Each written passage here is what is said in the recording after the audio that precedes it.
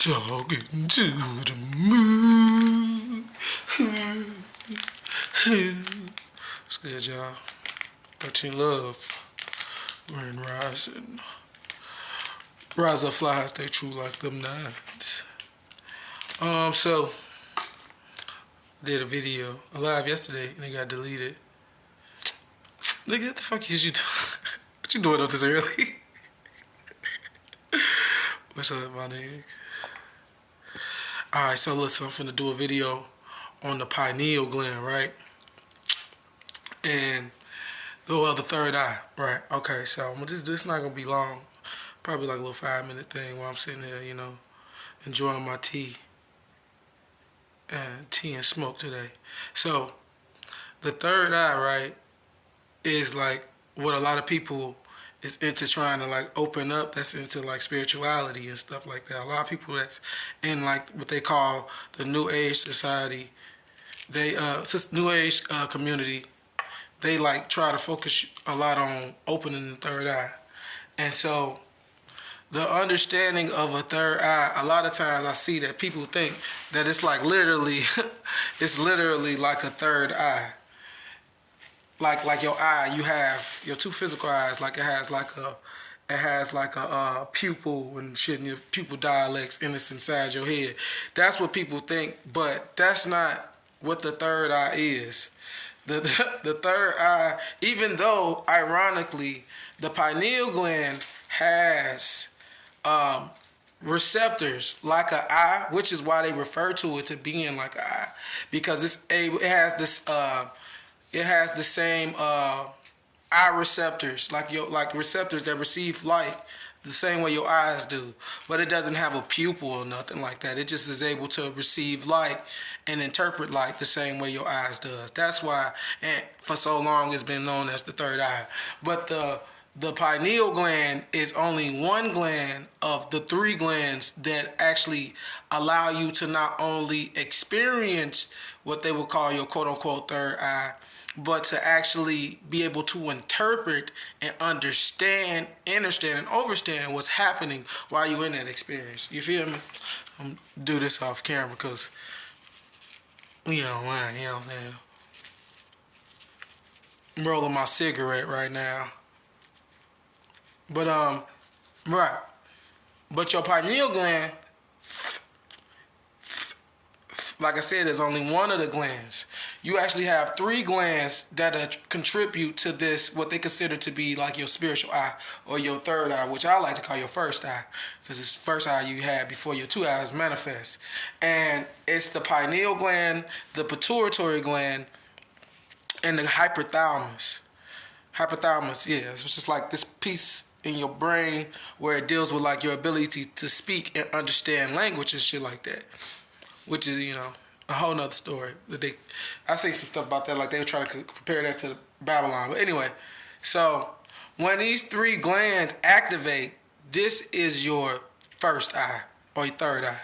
And so the reason you need all three, because yes, the pineal gland looks like almost like a little phallus in your head, and then the pituitary gland looks like more like a womb, and then the hypothalamus is like it looks kind of like a little bridge. This shit is crazy how it like kind of resembles a lot of things in the reality, but the pineal gland receives the information from the pituitary gland and the hypothalamus, and it projects the information. So you start, aka, seeing into different spectrums and things like that, because the pineal gland is able to interpret the light that's coming from internally inside of you. So it not only is able to pick up the light outside of you, like from the sun and all the reflective light that you see from the sun hitting the water and creating this reflection illusion of light bouncing everywhere in our environment. Your pineal gland picks that up too. Actually, what your pineal gland does is with your eyes picks up things and it sees everything upside down. And when it comes into your retinas sends that information to your pineal gland, and then your pineal gland flips the picture right side up. So our two eyes actually see the world upside down. it doesn't get right side up until it enters the retinas and hits the pineal glands. Enters the retinas and goes through the rods of the eyes and then hits the pineal glands rods. Then it flips. So as all this light around you comes in, it's literally turning in your head like that, like simultaneously. That's why it feels like you are seeing right side up. But if you was to do like a spin and go real fast, like we was talking about before, if you do like a spin and like you spin until you get dizzy, and if you stop, you will see that the world keeps spinning, showing you that your vision can be shaken, it can be turned, so it's not directly just coming from your eyesight. You see what I'm saying? But anyway, so your pineal gland, your pituitary gland, and your hypothalamus are responsible for what you would call, for the supernatural phenomenon that they call the first eye, or the third. Well, I call the first eye, and they call the third eye. And so, really, there's a lot of number of different glands in the human body, and the glands is really like the source of what we would say your chakra centers are manifested. Like, okay, so like your chakra centers, esoterically, mentally, in your physical, okay, how can I say this? Your glands is the physical representation of your chakra system. You see what I'm saying? And so the energy that comes from your glands and charges your organs and different things like that, or helps your eyesight, like the pineal gland, the pituitary gland, or helps you with speech, which is what like the hypothalamus is. The energy is coming from that physical manifestation of your chakras. And then you start feeling more of the non-physical, the more subtle energies that we will say is like esoteric or metaphysical, the metaphysical body where the chakras are, you'll feel them like kind of play out. So like, for example, when you get nervous, your heart be beating, right? Well, exactly what it is. Your heart is actually supposed to be kind of like on your left, under your rib cage. So a lot of times, but when you get nervous, you don't feel your heart beating like this. Ain't nobody ever felt their heart beating like this. And now they are saying that your heart actually moved. They say our heart has moved to the center of our chest. This is what they say. But when I was coming up in school, they was teaching us, and all the diagrams that I was seeing of the human body, that the heart is actually under your left rib cage. You feel me? So, but you will feel the nervousness of the heartbeat right here in the middle of your chest, because this is not your physical heart, but your heart chakra space. It's your chakra wheels. So, and these are all points of reference. They don't have to have a certain color or a specific shape. Just understand that it's dealing with a spiraling of energy, and energy can spiral in many different ways. So your glands are the physical representation of your chakra system. And so the more you know how to like activate your glands, because this is ultimately what you're doing. When you start visualizing and using the mind to visualize your chakra system, you're really just stimulating the glands that is holding the physical energy of that. And it stimulates that, and then that stimulates your organs, and this would be your energetic frequency, or your energetic signature, your energetic signature. This would be your frequency and vibration. And the more you do that, it builds up, all that energy builds up around you, and it starts making you glow more. See, I hear people talking about people glowing. See how makes you glow more. See, I hear people talking about people glowing, but they don't explain how they're glowing. Glowing comes from you producing your own internal light, and then it's like from inside of you, it's coming out. So on these cameras nowadays, we're going into from 4G to 5G. Really, it's like 3G phones. It has been picking up a lot of things that are taking place in the mental realm or the dream world. See what I'm saying? Or purgatory. Or what they call it like the astral plane. It's like a realm. But anyway, it's a lot of different names. But anyway, you're internally, just so like the same way your eyes is picking up light and sending it to your pineal gland, and the pineal gland is able to interpret that light and give you an image. You see what I'm saying?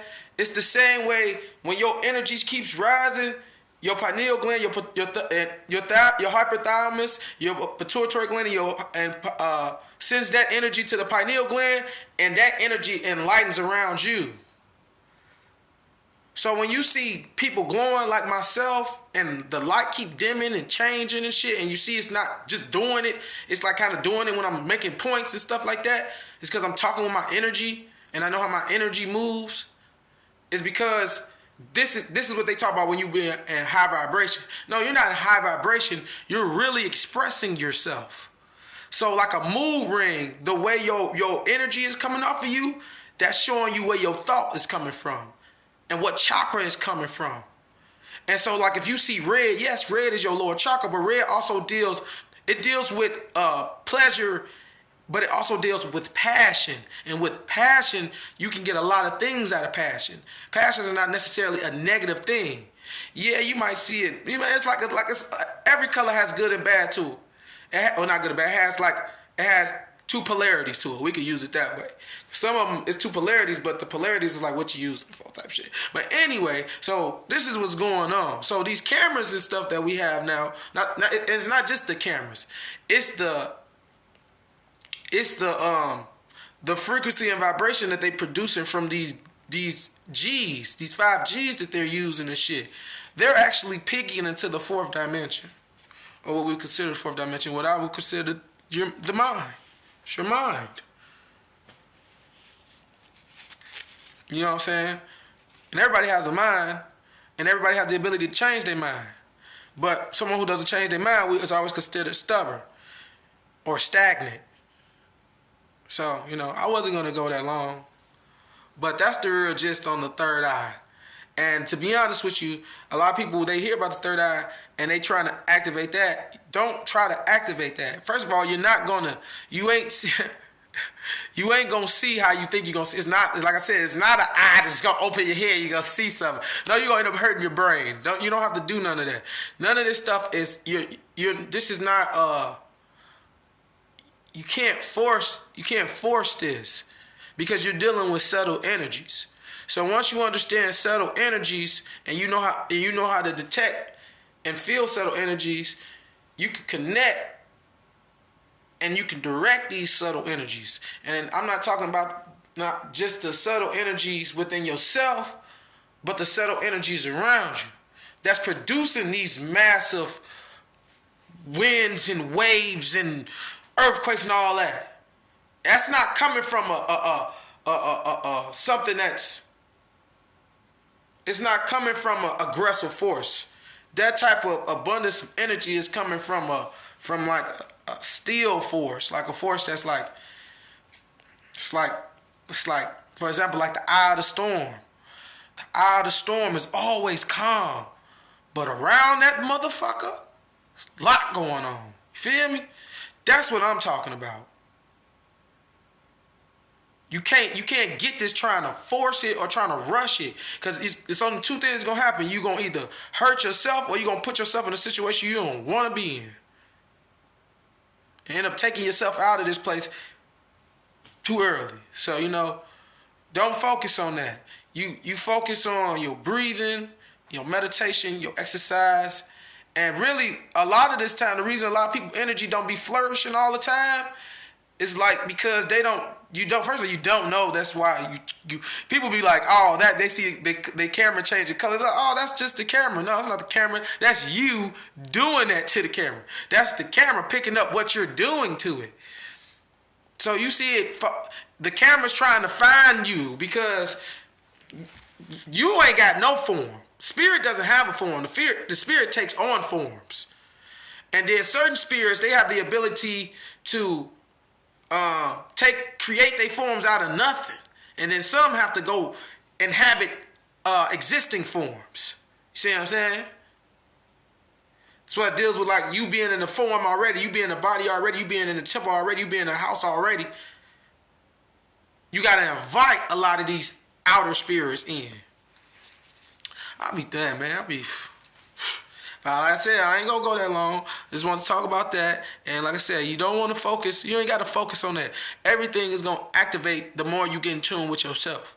So get in tune with the subtle energies. So as you're sitting in meditation, you can be in the darkness and enjoying yourself, but also bring your attention to your body. This is why they were saying that, because this is a good starting point for you to get used to feeling subtle energies. And as the more you grow and your meditation and feeling energies around you and feeling like you just like I'm really like you're gonna feel them, like you're gonna start. You feel the energy. Is in meditation, yes, you don't want to focus on a thought, but you can focus on something that you're feeling. See, the image is going to keep you dwelling on that energy. But when you just feel it, oftentimes you let it go. It's like the same thing when you looking at somebody talk versus just listening to them talk. When you looking at something talk or somebody giving some type of audio, you get distracted by what you're looking at. So a lot of times you might miss things because you might see like, oh, I like that shirt he got on, or that hat he got on, or I like that hood he got on, like the headband he got on. You see what I'm saying? Or dang, she fine, I can't help. But when it's just audio or they ain't showing themselves, it's easier to listen to like Rashad Jamal said, it's easier to listen to the message. That's true. That is true. It is easier to listen to the message when you're not looking at somebody, because now you're not being distracted by where the message is coming from or what body is coming from. So yeah, stay focused on learning you. All the temples tell you that. You don't have to force these things. The force or nature or the elements around you, they want to help. They want to talk to you. They talk to us all the time. We don't be listening. I'll be listening. And it's not just with these words. There's many ways of communication. And it does not have to just be with words or just your body language. It can be with frequency and vibration. And so once you start getting into feeling these energies, you will start noticing different fields, different frequencies and vibrations within vibrations. Because we in a big ass vibration right now. We produce this big ass vibration on this song. And then within this vibration, all of us are getting off a certain frequency, which is a frequency and vibration. You know what I'm saying? We're giving off frequencies, we're giving off our own frequency and vibration. But we're already within a vibration that came from a certain frequency. You feel me? So that's another story. I ain't trying to get y'all lost on that. Just telling y'all about the third eye and, the glands and stuff like that. And, you know what I'm saying? These things will activate on their own. And you want to experience these things on yourself, because the way it might come to you is probably 9 times out of 10 going to be different from somebody else. Now, what I will tell you, when you start seeing in meditation a lot of times, you start seeing colors. When you start really getting back into self, a lot of times, getting really deep into your meditation, you'll see colors and patterns and stuff like that. That's what you will see. And that's a video for another time, though. With 13 Love. Rise up, fly, stay true like them nines. Real obey. I'm gone. Man, y'all be safe out there, be smooth, and you know what I'm saying? Stay dangerous. For sure.